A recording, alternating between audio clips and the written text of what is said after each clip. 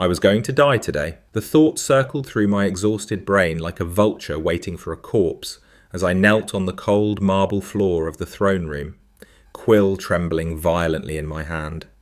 I had been awake for 72 hours straight.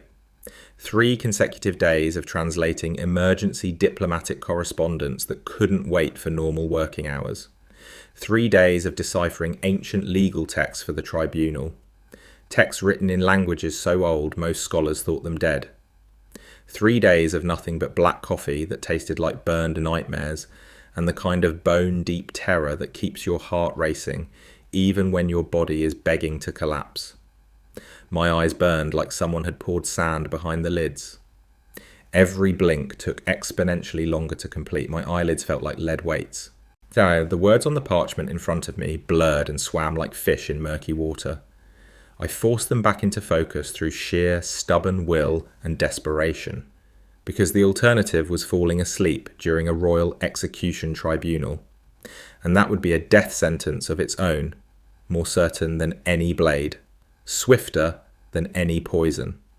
King Matthias sat on his throne 15 feet above me, the black marble throne that had witnessed 1,000 executions over 300 years of bloody history, 1,000 judgments, 10,000 broken lives. The throne room was packed to capacity with nobles in their finest clothes and guards in polished armour, and the 3 accused men kneeling in iron chains at the base of the dais. Traitors who had sold military secrets to enemy kingdoms for gold that would never spend. And their execution was a foregone conclusion. Everyone knew it. This tribunal was just ceremony, theatre for the masses, a demonstration of the king's justice and mercy, except King Matthias was known for neither justice nor mercy. He was known for being ruthless without hesitation, for showing no weakness to anyone, for ruling with an iron fist wrapped in silk gloves that looked gentle until they closed around your throat. At 32 years old, he had been king for exactly 10 years. Took the throne when his father died in suspicious circumstances that everyone whispered about in dark corners, but no one dared investigate openly. Consolidated absolute power by systematically eliminating rivals with surgical precision.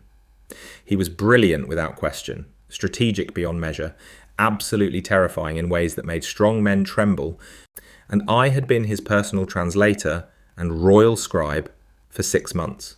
6 months of walking on eggshells, of making myself invisible, of never ever making mistakes because mistakes meant dismissal at best, public execution at worst. I had seen with my own eyes what happened to people who failed him, seen the bodies hanging from the castle walls. The tribunal was deep into its 7th consecutive hour. My hand cramped viciously around the quill, muscle spasms shooting up my arm. I had filled 18 pages with meticulous notes, every testimony recorded, every legal argument documented, every piece of evidence catalogued, the king's questions and the accused men's answers. Everything had to be recorded with perfect accuracy. Everything had to be translated from the 3 different languages being spoken. Ancient legal Latin bleeding into modern diplomatic French bleeding, into the harsh, guttural consonants of the northern tongue that scraped against my throat like broken glass. My brain felt like it was melting. Actually melting. The words were starting to mix together into incomprehensible nonsense, becoming abstract symbols instead of language. I shook my head sharply, violently, tried to clear the fog. Focus. Just focus for 1 more hour. Maybe 2. You can collapse after. Just not now. Not here. Not in front of everyone. The king was speaking now in his formal tribunal voice. Deep. Controlled.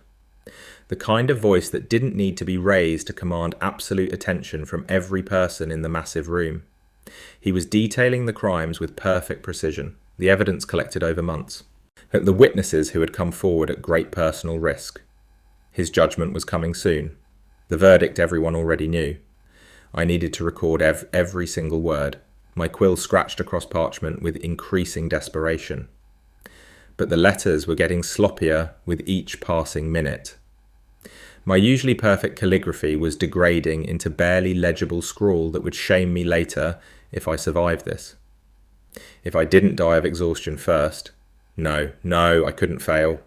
Not here, not now, not in front of the entire court who already looked down on me for being a common omega in a position usually reserved for noble betas with family connections. The prisoner on the left side was crying now, actually sobbing, begging for mercy in broken sentences that caught on desperate sobs. Please, your Majesty. I have children, a wife. Please show mercy. The king didn't even look at him directly, just continued speaking in that terrifyingly calm, measured tone that somehow made everything more frightening, listing crimes like he was reading a shopping list. No emotion, no rage, no sympathy, just cold, hard facts and colder judgment delivered with the precision of a surgeon's scalpel cutting through flesh. I tried desperately to focus on the words, tried to keep writing legibly, but my vision was tunnelling dangerously, the edges going dark like I was looking through a pipe, the sounds of the throne room becoming muffled and distant, like I was underwater and slowly sinking toward the bottom. I bit the inside of my cheek hard enough to taste blood copper and sharp. The pain brought a few more seconds of clarity, a few more seconds of sharpness. A brief reprieve from the darkness closing in. I kept writing frantically. The king finished his formal judgment with absolute finality, death by hanging, tomorrow at dawn. All 3 prisoners without exception. Public execution in the main square so everyone could witness the price of treason. The court murmured appropriately. Expected, but still dramatic. Required theatre. The condemned men broke down completely. 2 openly crying and begging. 1 screaming curses and threats until guards hit him hard enough that the sound of fist meeting face echoed off marble walls and high ceilings. The noise hurt my head viciously, made the crushing exhaustion exponentially worse, made everything harder to bear. I closed my eyes for just a second, just 1 second to rest them, just to make the pounding stop, just to catch my breath, just. Why, I jerked awake violently, my whole body spasming. How long was that? How long had I been unconscious? Seconds, minutes, hours. My heart hammered against my ribs so hard I thought it might crack bone. The king was still speaking in that measured cadence, explaining the timing of the execution with perfect precision. The legal precedents that allowed for such swift justice. The historical cases that justified his judgment. I didn't miss anything critical. I think. I hope. Dear gods above, I desperately hope I didn't miss anything important that would cost me everything. I couldn't afford to ask him to repeat himself, couldn't admit I had dozed off during the most important tribunal of the year, couldn't show weakness. My hands were shaking now, visible violent tremors I couldn't control no matter how hard I tried. Yet the quill was jumping in my grip, ink spattering across the parchment in abstract patterns, ruining my careful notes. I can't keep doing this. But I had to, because the alternative was admitting weakness, asking for relief, showing that I wasn't capable of handling the enormous workload the king demanded from everyone who served him. And King Matthias didn't tolerate weakness in any form. I had heard the stories whispered in servants' quarters, witnessed some of the consequences myself. The previous translator had lasted exactly 3 months before making a critical error in a treaty negotiation with the northern kingdoms. A single mistranslated word that nearly started a war. The king had him stripped of his position immediately, exiled from the kingdom with nothing, and left with nothing but the clothes on his back and a permanently ruined reputation that followed him everywhere. No one would hire him after that. He'd become a cautionary tale, a ghost story to frighten new staff. I couldn't afford that fate. I had crushing student debts that would take decades to pay off. A younger sister, Elara, who depended completely on my income for her education at the university. A mother whose medical bills were astronomical and growing. I needed this job desperately, needed this salary, needed to not fail under any circumstances. So I kept writing even though my hand was shaking so badly the quill kept slipping. Even though the words were starting to look like abstract art instead of coherent language. Even though every blink was a battle to reopen my eyes, a battle I was losing. The king was done speaking. He signalled the guards with one elegant gesture. They dragged the prisoners away. Their screams echoed down the marble halls, fading slowly. Then silence, heavy and expectant, the kind of silence that pressed down on your chest. The king stood. The entire court stood with him like puppets on strings. I tried to stand. My legs didn't cooperate. They had gone completely numb from kneeling for 7 hours on cold, unforgiving marble. I braced my hand against the floor. Pushed. My body swayed. Everything spun violently. The room tilted. I was going to fall, going to humiliate myself, going to. The king descended from his throne. He would leave through the private exit behind the dais like he always did. I needed to gather my notes, needed to transcribe them properly before my memory faded, needed to prepare tomorrow's execution documentation. I needed to. He was walking past me. I could see his boots, black leather, polished to mirror shine, military style with silver buckles. They stopped, right in front of me, inches from my hand. I froze, every nerve screaming danger. Run, hide, disappear. You have been awake for 3 days. His voice came from above me, distant, like speaking from a mountaintop. It wasn't a question, it was a statement. I don't know how he knew, how he always seemed to know everything about everyone. I couldn't find words to respond. My brain was too foggy, my thoughts too scattered. All I could focus on was the fact that the king had noticed me, had stopped, was speaking to me. This was bad. This was very bad. It's just a bug, Your Majesty, I managed to croak out. My voice barely recognisable. I'll be fine in a day or two. You're clearly not fine. Dimitri's voice was sharp. You can barely hold your quill. You're swaying. You're about to collapse. I started to shake my head in protest, but the movement made the room spin so violently I thought I might be sick right there on the marble floor. I pressed my hand harder against the ground, tried to steady myself, tried to look competent, professional, worthy of my position. You will sit on the throne steps, now. It was a command, not a request. I looked up. Mistake. Looking up meant seeing him fully. King Matthias stood over me. Tall, broad-shouldered, dark hair that fell just past his collar, sharp jawline, eyes the colour of winter ice, blue so pale they were almost colourless. Those eyes were looking at me, really looking. Not through me like I was furniture, actually seeing me. Something about that gaze made me want to run and stay perfectly still at the same time. Your Majesty, I shouldn't. Sit or fall. Your choice. He turned and walked back up the dais steps. Back to his throne. The court was watching now, nobles whispering, guards exchanging glances, everyone wondering what the king was doing, why he was paying attention to a common Omega scribe. I couldn't refuse a direct command. That was grounds for execution too. Everything was grounds for execution with King Matthias. I gathered my parchments with shaking hands, stood on legs that felt like water, walked on trembling limbs up the 3 steps to the throne. The king sat. I sat on the top step, my back against the side of the throne. As far from him as I could manage while still obeying. I was too exhausted to be properly terrified. I pulled my parchments onto my lap, my quill. I kept my head down, kept writing. The king resumed speaking, announcements about the execution tomorrow, details about public attendance, security protocols. I wrote it all down. My script was getting worse, letters overlapping, words running together. But I was still conscious, still writing, still doing my job. That had to count for something. The pronouncements continued. The court responded appropriately. My quill scratched, my eyes burned, my head felt like someone had stuffed it with cotton wool. Heavy, useless. I blinked. The words blurred. I blinked again, couldn't quite bring them back into focus. My head tilted, just slightly, just for a moment, just to rest. The world went soft around the edges, warm. The marble under me wasn't cold anymore. Something else was there, and something warm, something that smelled like cedar and winter nights and old leather, something that felt safe. I didn't remember leaning further, didn't remember my head finding something solid, didn't remember my body giving up entirely.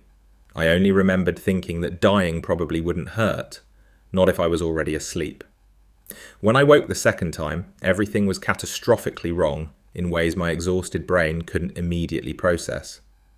I was warm when I should have been freezing on cold marble, comfortable when I should have been cramped and aching, resting against something that rose and fell with slow, steady breathing. Something solid and alive, something that smelled like concentrated alpha, strong, overwhelming alpha scent. The kind of scent that made omega instincts perk up instantly and pay desperate attention even through layers of bone-deep exhaustion. Cedarwood, old leather, winter nights. Something darker underneath that I couldn't identify. Something that smelled like absolute power. My eyes flew open in sudden panic. I was still in the throne room somehow, still on the raised dais, still near the throne. But I wasn't sitting on the cold marble steps anymore, where I'd been ordered to sit. I was in the king's lap, actually in his lap. My head was resting against the king's broad chest. His arm was wrapped firmly around me, supporting my weight, holding me securely in place against him. His large hand was spread across my back, steady anchoring pressure. His fingers splayed wide. I could feel the heat of his palm through my thin shirt. I feel each individual finger. The throne room was still full. The tribunal was still ongoing, apparently. But now every single person in the massive room was staring at us with undisguised shock. Every noble in their finest clothes. Every guard in polished armour. Every servant stationed along the walls. All of them frozen in place. All of them staring at the impossible sight of the Omega scribe, sleeping peacefully in their terrifying king's lap like it was the most natural thing in the world. Like it happened every single day. Like the king didn't execute people for far less offensive behaviour. Heat flooded my face instantaneously, mortifying, crushing heat. I tried desperately to move, to scramble away, to put distance between myself and certain death, to somehow salvage this. Or the king's arm tightened around me with casual, effortless strength. Just slightly. Just enough pressure to keep me firmly in place. Enough to communicate clearly that I wasn't going anywhere unless he allowed it. "Don't," his deep voice rumbled. Low, quiet, meant only for me to hear. A private command in a very public space. "You'll fall if you move too quickly. You're still weak from exhaustion." "Your Majesty," my voice cracked humiliatingly, came out as barely a whisper. "I'm so terribly sorry. I didn't mean to. I must have. I should. This is..." The king looked down at me with those pale, ice-blue eyes. I couldn't read his expression at all. Couldn't tell if he was furiously angry or coldly amused, or actively planning exactly how he would execute me for this unprecedented disrespect. His face was a perfect mask of absolute control. Centuries of royal training. "You needed rest desperately," the king said, still in that low, private voice. "The tribunal was exceptionally long today. 7 hours. You provided excellent notes while remaining conscious. There was no harm in allowing you to rest once you could no longer continue. No harm. No harm." I had fallen asleep on the king like he was common furniture. Worse than that. I had somehow climbed into his lap, in front of the entire assembled court, in front of nobles and foreign dignitaries. That was treason at minimum, disrespect, assault, a dozen different capital crimes. "The nobles will," I started desperately. "Let them talk endlessly." The king's voice was cold as winter, dismissive as death. "They're always talking, gossiping, scheming, plotting. It means absolutely nothing to me." He looked out at the assembled court with those terrifying pale eyes, his arm still around me, still holding me against him like I belonged there, like this was completely normal, like this had been planned all along. "Court is dismissed for today," the king announced, his voice carrying easily through the vast space without needing to be raised. "Return tomorrow morning at dawn for the actual execution. Everyone leave immediately. Now." He looked out at the court, his arm still around me, still holding me against him like I belonged there, like this was planned, Court is dismissed. Return tomorrow for the execution. Everyone leave, now. The nobles scrambled, bowing, backing away, whispering furiously to each other as they filed out through the massive doors. The guards remained, silent, watching, waiting for orders. The king looked at his captain of the guard. Clear the room. All of you. Your Majesty, the captain started. Security protocols. I'm aware of the protocols. The king's voice was sharp. I wrote them. Clear the room. The guards left, slowly, reluctantly. The massive doors closed with a boom that echoed. We were alone. The king and I, in the empty throne room. I was still in his lap, still pressed against his chest, still breathing his scent, still waiting to die. You should have told me you were unwell. The king finally spoke. I wasn't. I'm not. I'm just tired. 3 days without sleep is not just tired. It's dangerous. You could have made errors in translation. Could have caused an international incident. I didn't. I checked everything twice. 3 times. I never. I know. The king's voice gentled. Slightly. I read your work, and it's flawless, even when you're half dead with exhaustion. How? I swallowed. How do you know I haven't slept? I know everything about my people, especially those who work closest to me. The king shifted, adjusting his hold on me. You arrived at the palace 3 days ago for the emergency translations. You haven't left since. You've been in the archives, the translation rooms, the libraries. I see the reports. I know when my staff is pushing too hard. Then why didn't you? I couldn't finish. Why didn't I stop you? Because I needed the work done. The treaties translated, the evidence prepared, and you're the best translator I have. The king's hand moved, traced up my spine, stopped at the back of my neck. You're very good at your job, even if you're terrible at self-preservation. I should go. I tried to move again. Need to transcribe my notes. Prepare tomorrow's documents. You'll do nothing of the sort. The king's grip tightened again. You'll rest, eat, sleep properly.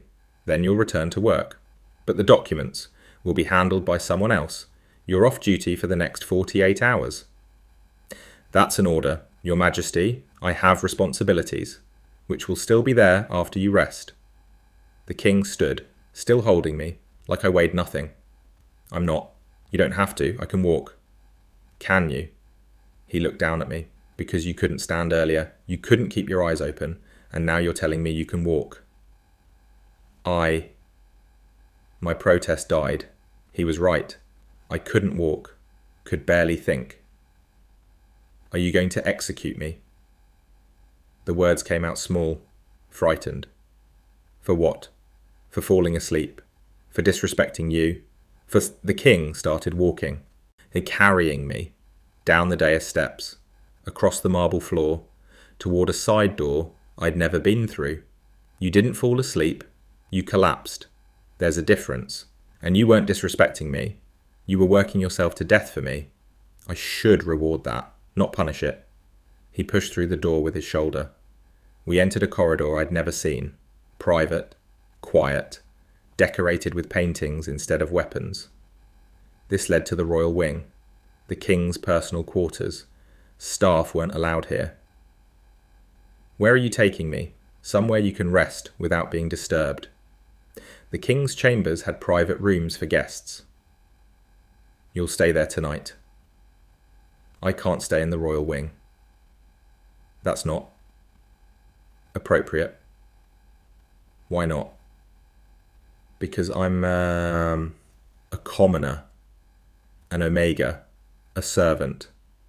The king looked at me. His expression was unreadable. You're my translator. You're my scribe. Someone who has proven their value repeatedly. That gives you certain privileges, like not dying of exhaustion on my throne room floor. We reached a door. He kicked it open. The room beyond was beautiful. Large. A massive bed. Windows overlooking the gardens. Furniture that cost more than my annual salary. A fireplace already lit. It was warm. Comfortable. Nothing like the tiny servants' quarters where I usually slept. He carried me to the bed. set me down carefully. I sank into mattress that felt like clouds.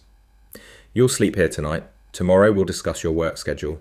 Make sure this doesn't happen again. Why are you doing this? I asked. You could have let me collapse. Could have had me removed. Replaced. Why help me? The king looked at me for a long moment.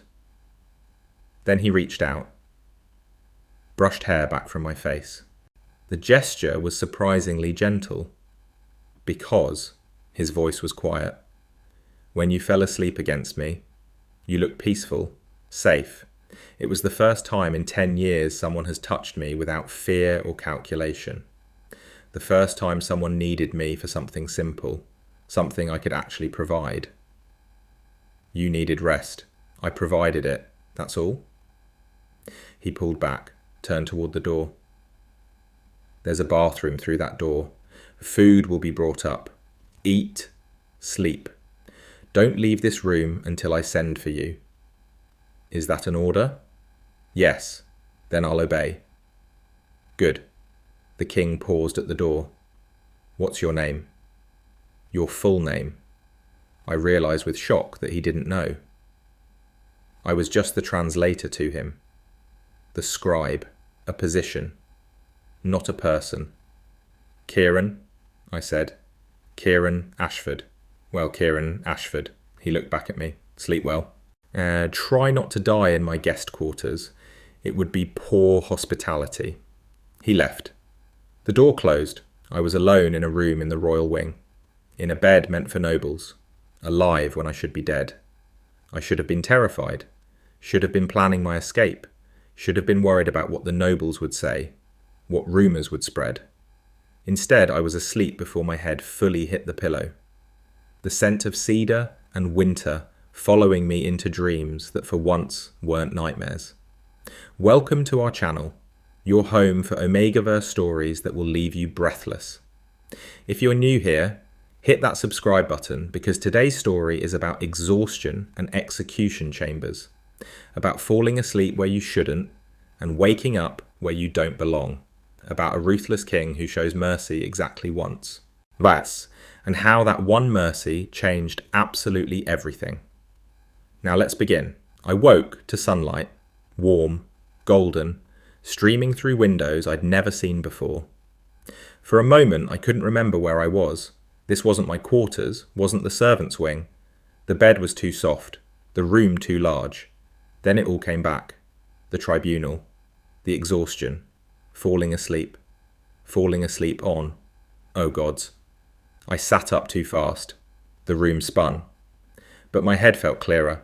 The fog was gone. I had slept, really slept, for the first time in days. On the bedside table was a tray. Food, fresh bread, cheese, fruit. A pot of tea that was somehow still hot. A note in sharp, angular handwriting. Eat. All of it. Don't make me send guards to force feed you. Signed with just an M. King Matthias, who wrote notes to his staff, who carried exhausted translators to guest rooms, who let them sleep in his lap during tribunal. None of it made sense. I ate. The food was better than anything I'd tasted in months. Real butter, fresh bread that was still warm, cheese that didn't come from the cheap market stalls. I ate it all, drank the entire pot of tea. Then I used the bathroom, washed my face, looked at myself in the mirror. I looked terrible. Dark circles under my eyes that sleep hadn't fully erased. Hair a mess. Face too thin. I looked like what I was. Someone barely surviving. Someone hanging on by their fingernails. A knock at the door made me jump. Come in, I called, cautious. A servant entered. Female beta. She looked nervous. His Majesty requests your presence. In his private study, as soon as you're able. She left before I could ask questions. I straightened my clothes, tried to make myself presentable. And if it failed. But I couldn't refuse a royal summons. I left the guest room, followed signs and instinct through corridors I'd never walked. The private wing was beautiful, quiet, nothing like the public areas of the palace. No guards everywhere, no nobles preening, just peace. I found the study. The door was ajar. I knocked. Enter. The king's voice. I pushed the door open. The study was lined with books, floor-to-ceiling shelves, a massive desk covered in papers, maps. The king sat behind the desk, still in formal attire, still impossibly composed, but his jacket was off, his shirt sleeves were rolled up. He looked human, almost. Sit. He gestured to a chair across from him. I sat, waited. You look better.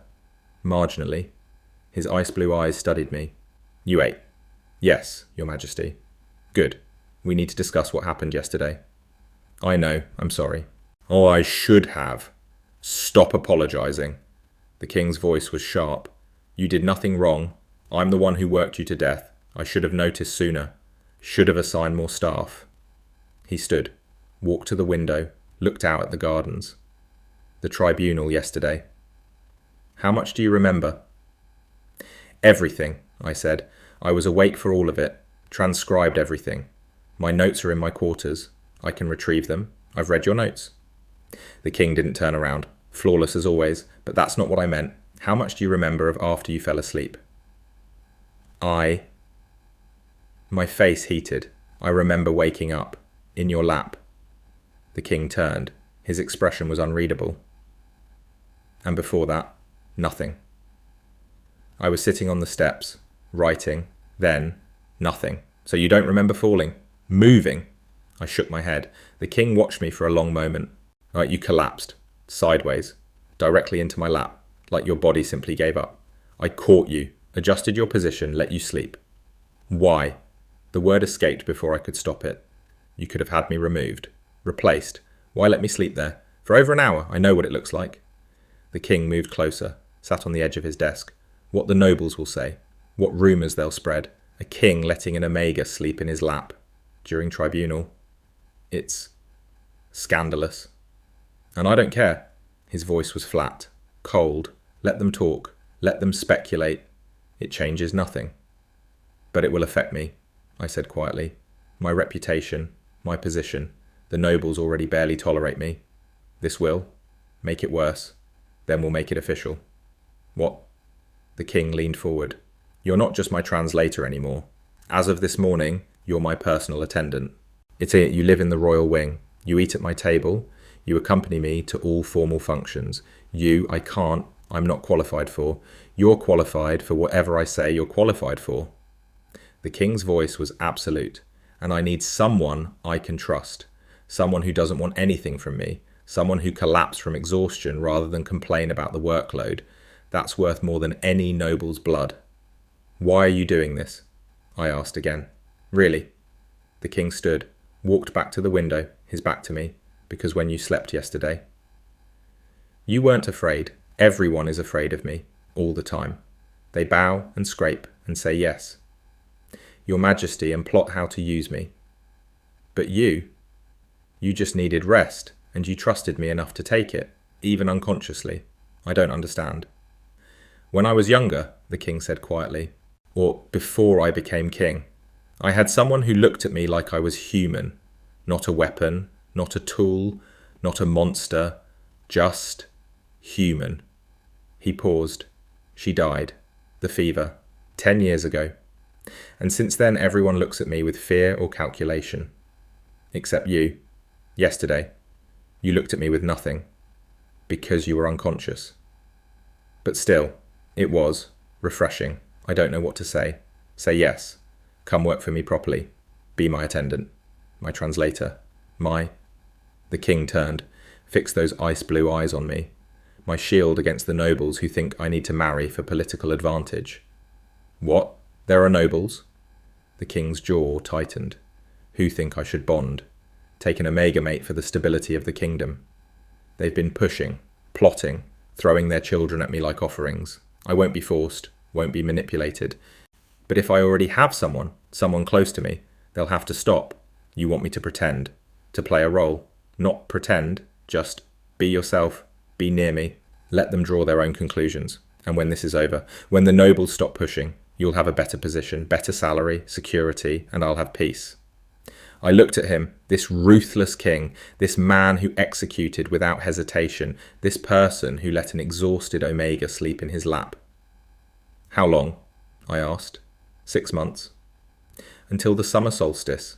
Then the council makes their final review. If I have someone by then. They can't force the issue, and after, I'll ensure you're taken care of. Whatever you need, my sister's education, my mother's medical bills. All handled. Done. The king waved a hand. Consider it a signing bonus. There was no choice, really. Refuse the king.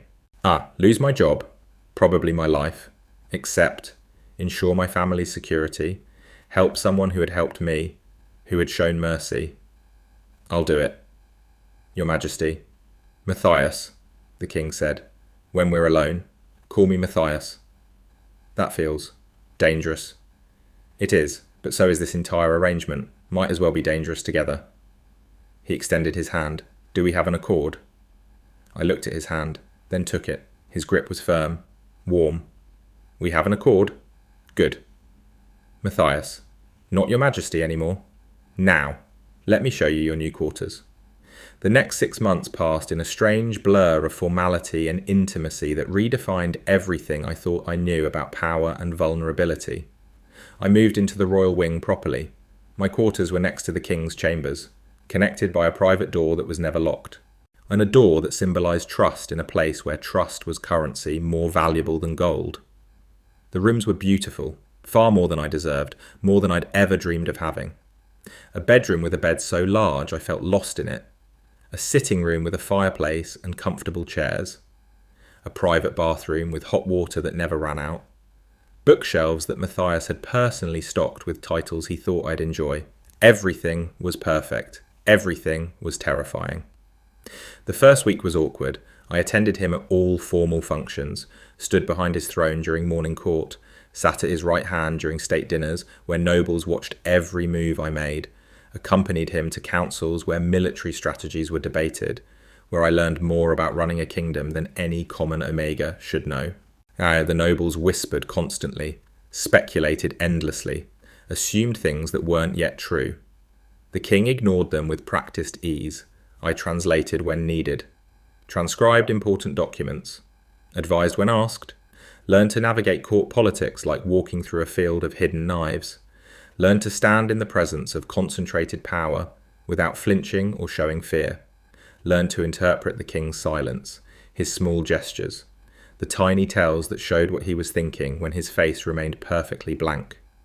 I became fluent in reading Matthias in ways that surprised both of us. And slowly, very slowly, over weeks of proximity and shared meals and late-night conversations in his study, the king became Matthias, not in public, never in public where appearances had to be maintained, but in private. And in his study late at night when he was too tired to maintain the mask, in the library where we read together in comfortable silence, in stolen moments between obligations when he would smile, really smile. Not the cold diplomatic smile for nobles, but a real smile that reached his eyes and made him look younger. In those moments, he was Matthias, and I was Kieran. Not Your Majesty and translator, not king and servant, not even king and consort, just two people, who understood each other in ways that went beyond words. The first time he called me by my name instead of translator or you was 3 weeks in. We were in his study, late, past midnight, both working on different documents. The fire was dying. I had stood to add more wood. Kieran. My name sounded different in his voice. Deep. Warm. Could you bring the treaty from the side table when you return? I had frozen. He'd never called me by name before. Yes. I'd managed. Matthias. Using his name felt dangerous. Thrilling. He'd looked up. Smiled that small smile. Good. I prefer that to Your Majesty every 5 seconds. 2 months in, the nightmares started. They came without warning, without mercy.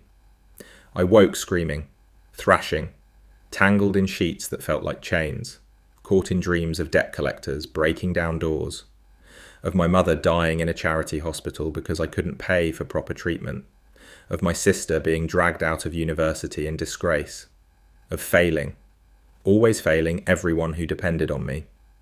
The dreams were vivid, visceral, More memory than imagination, because they'd almost been real. Would have been real if not for Matthias. I woke, gasping for air that wouldn't come. Panic attack crushing my chest. The room was too dark, too quiet, too much like the tiny room where I'd lived before, where I'd counted coins and skipped meals and wondered if this was all life would ever be. Kieran. The voice cut through panic. Kieran, look at me.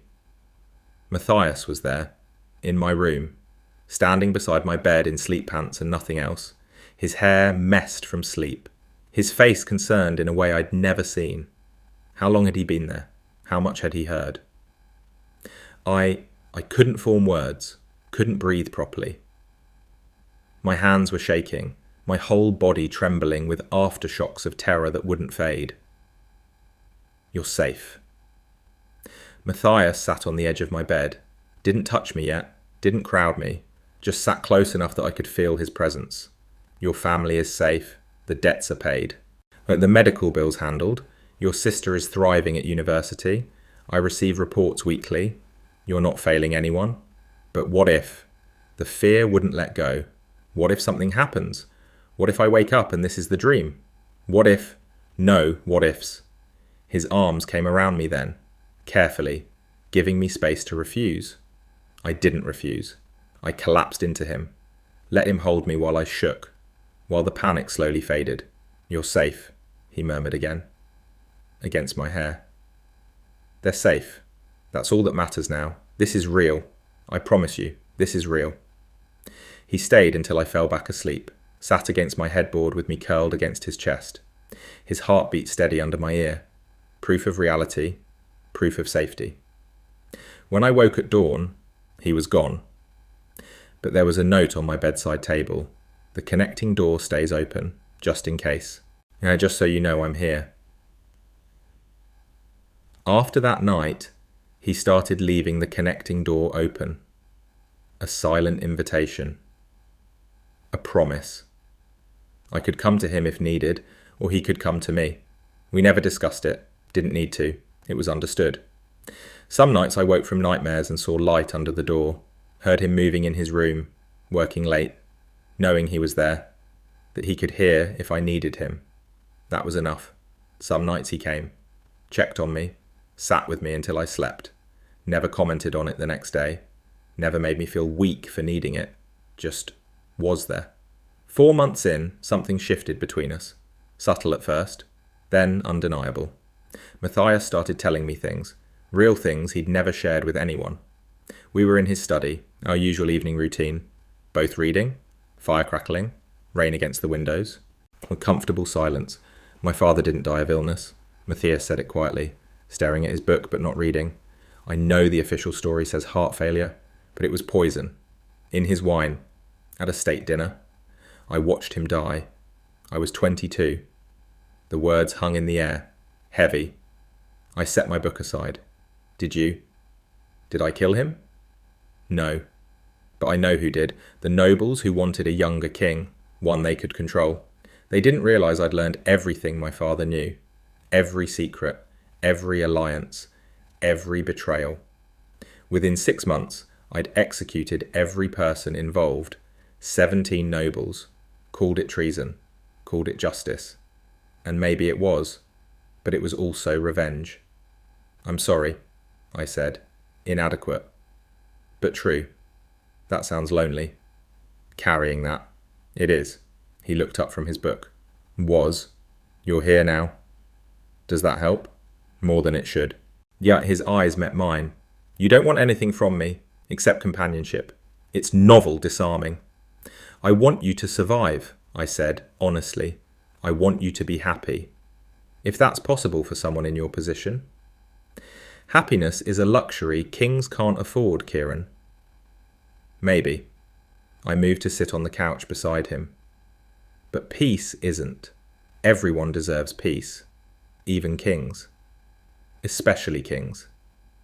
Matthias looked at me for a long moment. Then he smiled. That rare, real smile.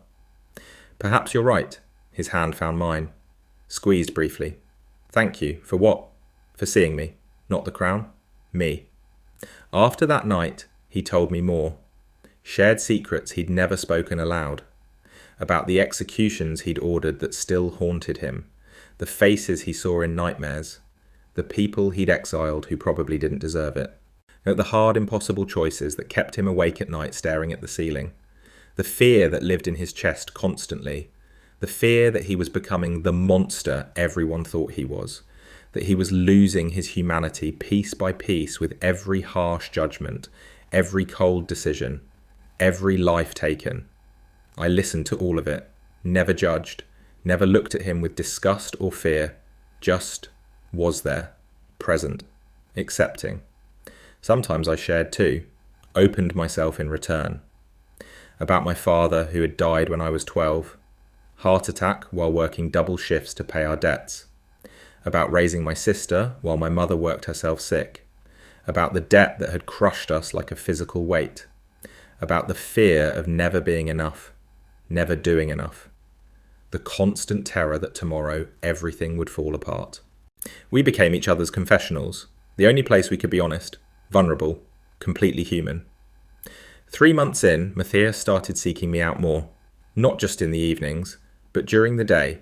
He would appear in the library where I was reading, sit beside me, not saying anything, just there, sharing space. Or he would summon me to his study, not for work, just to have someone nearby while he worked. Company without demand, presence without pressure. I realised he was lonely, had been lonely for 10 years, surrounded by people who feared him or wanted to use him, but never by anyone who simply enjoyed his company, who wanted nothing except to be near him. One afternoon I found him standing at the window of his study, staring out at the rain, lost in thought. I walked up beside him, didn't speak, just stood there, sharing the view. After a long moment, his hand found mine, threaded our fingers together. "This is nice," he said quietly. Just this, I agreed. We stood there for an hour, watching rain, holding hands, nothing else. It was the most intimate thing I'd ever experienced. 5 months in, I realised I was in love with him. The realisation hit during a state dinner like lightning from a clear sky. Some foreign dignitary from the Eastern Territories being insufferably pompous, making unreasonable demands, speaking to Matthias like he was beneath him, treating our kingdom like it was insignificant. Matthias sat there through all of it, all cold diplomat, perfectly polite, firm when needed, absolutely unmovable in his positions, not giving an inch to the pompous fool, but under the table where no one could see, his hand found mine. I reached over, threaded our fingers together, squeezed once, hard. I knew immediately what it meant. I'd learned to read him so well over these months. Help me not kill this idiot. Help me maintain control. Help me remember why diplomacy matters. I squeezed back, sending my own silent message through touch. You're doing great. You're magnificent. Don't commit murder at dinner. The scandal would be terrible. His lips twitched, almost a smile, just the corner of his mouth. But I saw it. After the dinner finally ended, after the pompous dignitary had left with his unreasonable demands unmet, after we'd escaped to Matthias's study, he collapsed into his chair like a puppet with cut strings. Exhausted, drained. I hate diplomacy, he muttered, running his hands through his hair, messing it up, making him look younger, more human. And give me a battlefield any day. At least there you know who the enemy is. At least there they're honest about wanting to kill you. I poured him wine from the decanter on the side table, brought it over to him, sat on the arm of his chair, close, comfortable, easy. You were magnificent, I said honestly, very king-like, very controlled. Didn't threaten him even once. Out loud, I almost threatened him several times in my head. Does that count? That counts for something. He took the wine, drank deeply, looked up at me, his pale eyes tired but warm. Thank you for... He gestured vaguely with the wine glass. For being there, for making it bearable, for keeping me human. That's when I knew. Looking down at his tired face, his guard completely down for once, his trust absolute, his need for me written plainly in every line of his expression, when I loved him, completely, terrifyingly, impossibly, irrevocably. I loved this ruthless king who everyone feared, this man who showed me his vulnerability, this person who needed me not for political advantage, but simply for companionship, for humanity, for peace. "You're welcome," I managed, my heart pounding so hard I was sure he could hear it, my throat tight with emotion. Anytime. Always. That smile again. Rare. Beautiful. Mine. 6 months in, everything changed. The summer solstice approached rapidly, racing toward us like an execution date. The council's final review loomed like an axe waiting to fall. Matthias became tense, distant, preparing mentally for the confrontation he knew was coming. The nobles would make their case, demand he choose an omega for bonding from among the noble families, and demand absolute proof our relationship was real and not manipulation. Our arrangement would either work perfectly, or I would be exposed as a fraud who'd tricked the king, kicked out in disgrace, possibly killed if they decided I'd been manipulating him for political gain. Matthias wouldn't be able to protect me if the full council decided I was a threat, not against all 17 of them, not without destabilising the entire kingdom and risking civil war. The night before the council review, Matthias came to my quarters, late, well past midnight. The castle was silent, everyone asleep. He knocked quietly, entered before I could answer. He looked, worried, in a way I'd never seen before, vulnerable, actually frightened. It shocked me. "Tomorrow," he said without preamble, standing in my doorway. "Will be difficult, very difficult, possibly the hardest thing either of us has done. I know, I've prepared." I straightened from where I'd been pacing anxiously, memorised every detail of the story we agreed on. "We met 6 months ago. You courted me quietly over months. I agreed to the arrangement. It's believable. We've been seen together constantly. Everyone knows we're close. Is it, though?" Matthias stepped closer into the room, closed the door behind him. "Because it's not actually a lie anymore." "Kieran, it stopped being a lie months ago." "What?" The word came out breathless, my heart stuttering. "I have courted you over these months, truly courted you, every dinner together, every conversation in my study, every moment of trust we've shared. That was courting, real courting, not pretend. And I don't know exactly when it happened, can't pinpoint the exact moment. Essays, but somewhere between you sleeping in my lap and me watching you read by firelight. Somewhere between nightmares and confessions and your hand in mine under dinner tables. Somewhere between all of that, this stopped being fake. His voice was rough, raw, more vulnerable than I'd ever heard it. I'm in love with you, completely, desperately. And I don't know what to do about it, because tomorrow they'll ask invasive questions, demand detailed proof, try to find cracks in our story. And I don't know if I can lie about my feelings anymore. Don't know if I can pretend this isn't real. I couldn't breathe, couldn't think. The room spun slightly. "Matthias, you don't have to say this. You don't have to pretend." "I want to," he interrupted. Fierce. His hands came up, framed my face, gentle despite the intensity burning in his eyes. "And I want this to be real. Need it to be real. I want you to stay. Not because of a contract we signed months ago, not because of an arrangement that benefits us both politically, but because you want to, because you feel something too. Do you? Do you feel anything for me beyond gratitude, beyond obligation? I need to know before tomorrow, before I stand in front of that council and tell them you're mine." "I do," I whispered. "I've been falling too. I just didn't think that you could want me, that someone like you could want someone like me. I'm a king." He leaned his forehead against mine, our breath mingling. "But I'm also a man who's been lonely for 10 years, a man who finally found someone who sees him as human, who laughs at his terrible jokes, who argues with him about books, who falls asleep in his lap and makes him feel needed. Wanted, not feared. I don't want to lose that. I don't want to lose you. Then don't. I closed the distance, kissed him. It was gentle at first, tentative. The first kiss for both of us in longer than either cared to admit. Then it deepened. Months of tension, of restraint, of wanting what we couldn't have, breaking free. When we finally pulled apart, both breathing hard, Matthias was smiling. That rare, beautiful smile that transformed his face. Tomorrow, he said, when the council questions us, when they demand proof, it won't be a lie. No, I agreed, it won't be. The council review was brutal, more brutal than I'd imagined.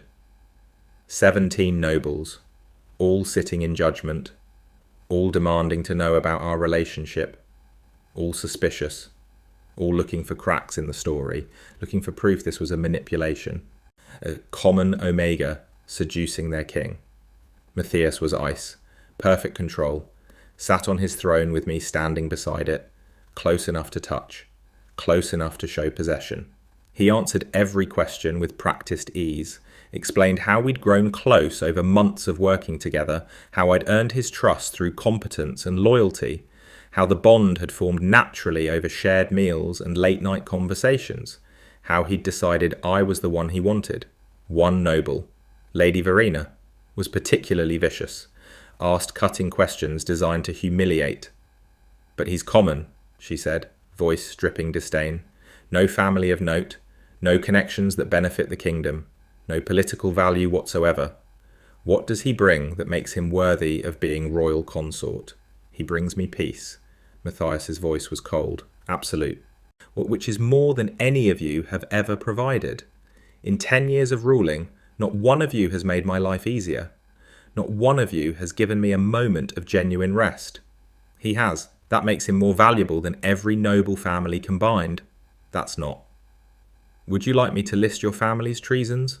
Lady Verena. The king's eyes were like winter, the attempts to undermine my authority, the secret deals with foreign powers. Or shall we move on? She shut up, face pale. The review continued. More questions, more challenges, more insinuations that I was manipulating him. That this was a scheme, that a common omega couldn't possibly be a genuine choice. Through it all, Matthias remained firm. Defended me. Defended us. Made it clear that challenging his choice was challenging him. Finally, the vote. And all in favour of accepting the king's choice of consort, subject to formal bonding within the year. Silence. Long. Heavy. Then, slowly. Hands raised. Not all of them, but enough. 13 of 17, majority vote. The council accepted. I was officially recognised as King Matthias's chosen consort, subject to formal bonding within the year, but accepted. When we left the chamber, Matthias took my hand, publicly, in front of everyone watching. It's done, he said, voice quiet. Just for me. You're mine now. Officially. And I'm yours. I squeezed his hand, feeling the bond mark on my palm that would be made permanent soon. Officially. His smile was small, private, perfect. Let them watch. Let them wonder. You're staying. That's all that matters. The formal bonding happened 3 months later. Autumn came to the kingdom in brilliant colours. The palace chapel was prepared with care. Small ceremony. Just close advisors and the people who truly mattered. My mother sat in the front row, tears streaming down her face. Tears of gratitude and relief and overwhelming joy. She wore a dress Matthias had commissioned for her, beautiful emerald silk, more expensive than anything she'd ever owned. My sister Alara sat beside her, also crying, also dressed in fine clothes that transformed her from struggling student to young noblewoman. Both of them in disbelief that this was real, that their struggling family had somehow ended up here, in the royal chapel, witnessing their son and brother bonding to the king. The chapel was small but beautiful, ancient stone walls, stained glass windows showing scenes from history, candles everywhere casting warm golden light. The priest was old, wise, and he'd bonded 3 generations of royalty. The ceremony was private, intimate, just us and 20 witnesses. No grand spectacle, no political theatre, just truth, just love. The priest spoke ancient words in the old tongue, binding words, permanent words, words that had been used for 1,000 years to join two souls together. Do you, Matthias, king of this realm, defender of the people, take this Omega as your bonded mate, in sickness and health, in war and peace, in life and death? Do you accept this bond willingly and freely?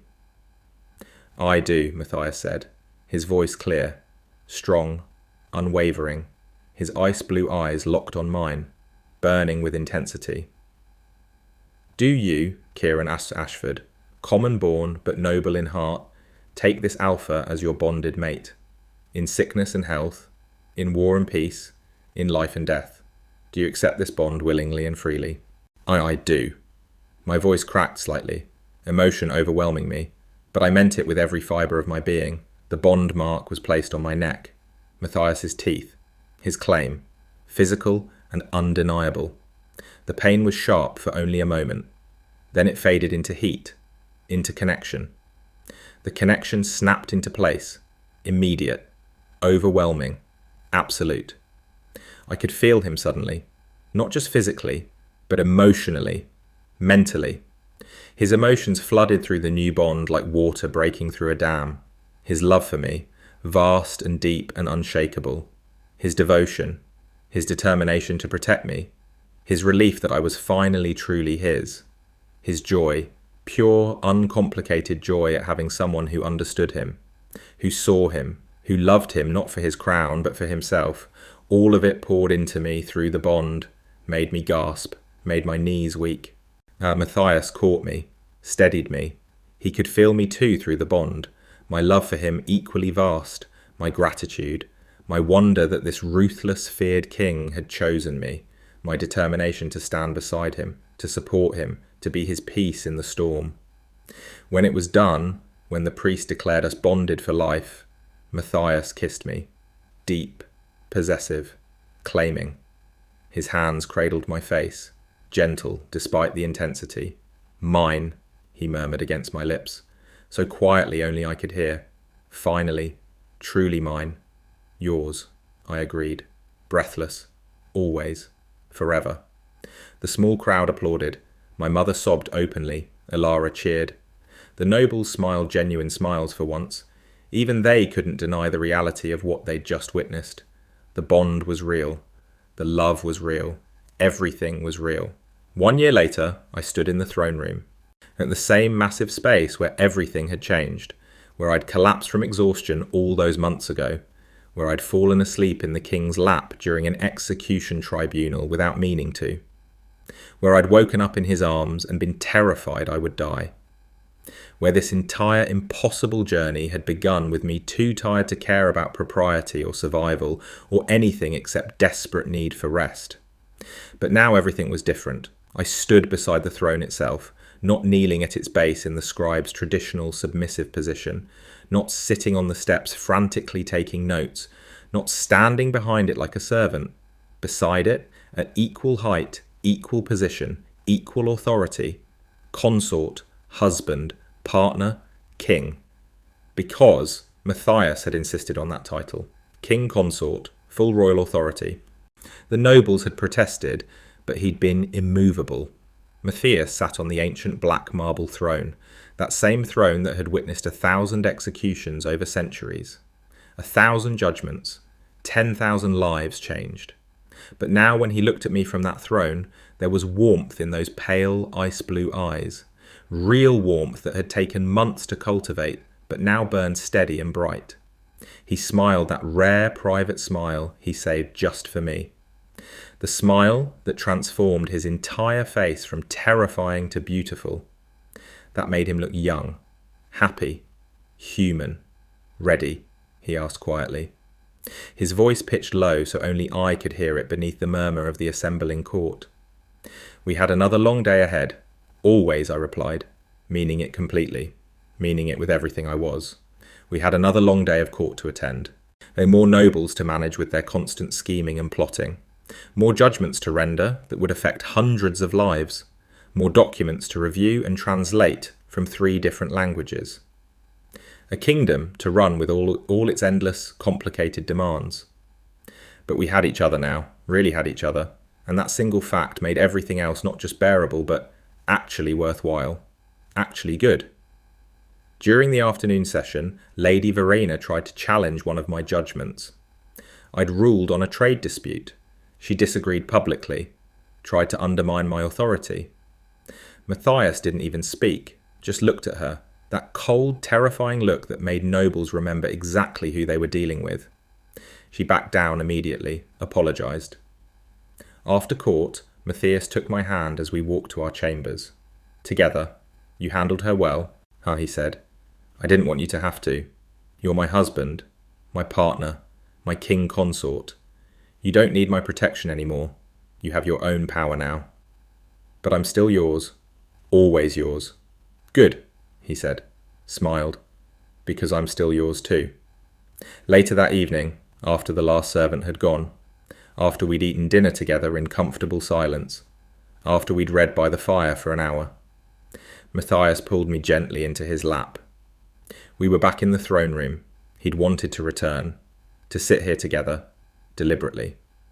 A conscious callback to exactly how this had started between us. A deliberate mirror of that first accidental contact. Tired, he asked softly, his arms coming around me naturally, effortlessly, like we'd been doing this for centuries instead of just 1 year, holding me securely. Always, I admitted honestly, leaning my full weight against him completely, trusting him to support me, trusting him with everything. Then sleep, he murmured against my hair, his lips brushing my temple tenderly. I've got you, you're safe here.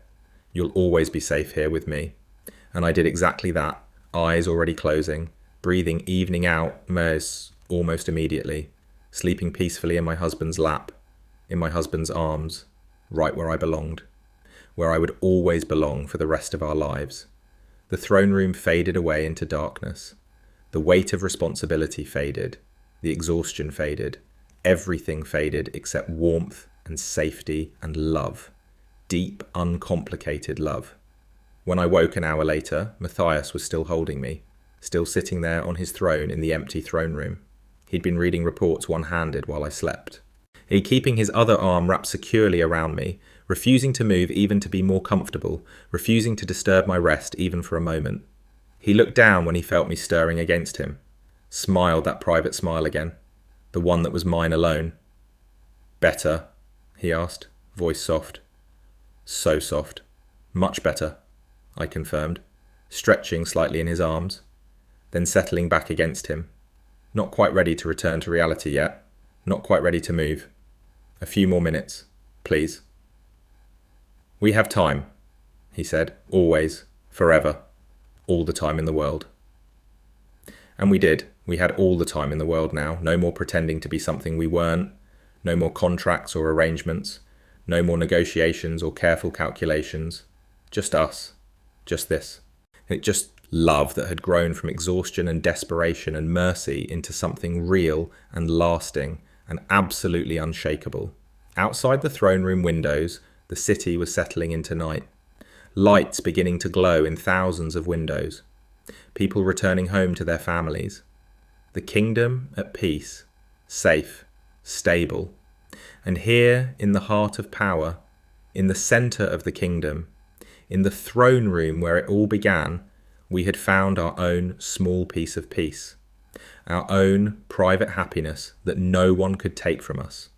The king, who everyone feared. The translator, who everyone had overlooked. Together, equal, happy, home. Thank you for listening to our story. If this tale touched your heart, please like and subscribe to our channel. Tell us in the comments, have you ever fallen asleep somewhere you shouldn't have? Have you ever had someone show you unexpected mercy that changed everything? Have you ever found home in the last place you expected to look? Have you ever discovered that the person you feared most was actually the person you needed most? We would love to hear your stories, your experiences, your own journeys from fear to love. Until next time, may you all find your own peace. Your own person, your own place to rest. Goodbye for now.